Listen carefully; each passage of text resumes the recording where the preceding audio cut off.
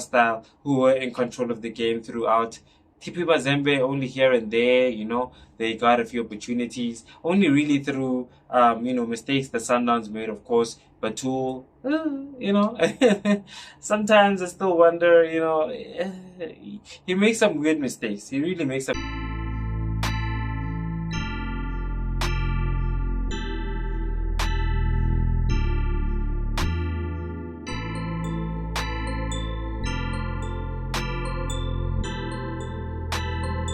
Hello everyone and welcome to today's episode of The Corner Flag, and we are talking CAF Champions League today. Sundowns going up against TP Mazembe, and ended 1-0 at Lucas Maripa Stadium, and we're going to talk about it, guys. And as you know, you are here with your favorite host, Deshane, and we do all of our episodes at Aslo Studios. So if you are in Pretoria, you definitely know where to be if you need a plug to help you out with all of your media needs. And let's get into the game, guys. Let's get into the game. 1-0 against TP Mazembe. It was always going to be a very, very tough game. The Congolese, of course, are one of the giants of Africa. But Sundowns prevailed. And it was a tough game for them as well. But they had a lot of control. Let's be honest. They had a lot of control. The scoreline doesn't necessarily reflect the whole composition of the game and how it played out. But Sundowns had control over most of the game, to be honest. There were a few opportunities for TP Mazembe, like in the 86th minute, where Sundowns were trying to play out of the back. Misplaced pass, and the TP Mazembe striker couldn't necessarily put the ball on target. And shot it wide, and everybody looked, they just looked deflated at that point, right? But it was a very, very desperate game from the TP Mazembe side.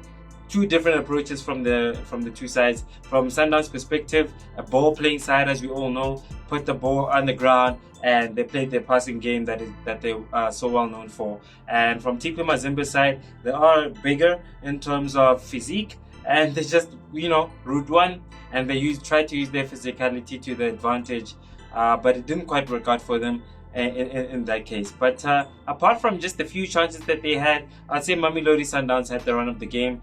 First half, it was all Sundowns. It was all Sundowns from start to finish. Had control over the game. Lucas Ribeiro, of course, played an excellent game, coming off of the hat-trick that he scored against Usutu in the previous game, of course, and this time around winning the penalty, of which Peter Shalulilo converted, sending the keeper the wrong way to make it 1-0 to Sundowns. And it was cruising from there, even coming back from the half. Ribeiro did come off, and we saw the introduction of the likes of Lodge, Morena, as well as Batusi Ubas got in. We also got to see Tashrik Matthews, who I feel was used, very, very sparingly, But it's great to see him get a bit of a run of play because he is a talented boy, only 22 years old, coming in from Sweden. But I think we're going to see a lot of quality from this boy coming into this Mamelodi Sundowns side. Of course, there are some players that we wish we would have seen. Of course, Esquivel, of course, was on the bench but didn't necessarily make an appearance this time around.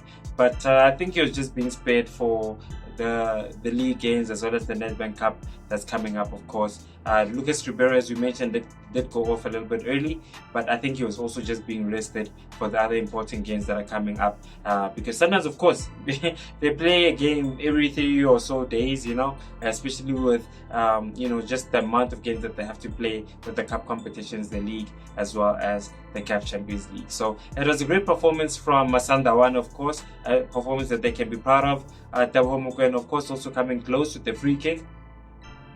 And, there's just been some rumors that, there's some teams that are looking for him. Monaco has been rumored to be looking for him as well. And I believe Bournemouth as well in England had been, rumored to be inquiring about his services. So it would be great to see him go. He had a great game today. And he's been a great soldier for Sundowns, of course. But it's great to see, just South Africans moving over abroad and just, upping the quality a little bit and just adding in a little bit of experience and a little bit of quality to the Bafana squad.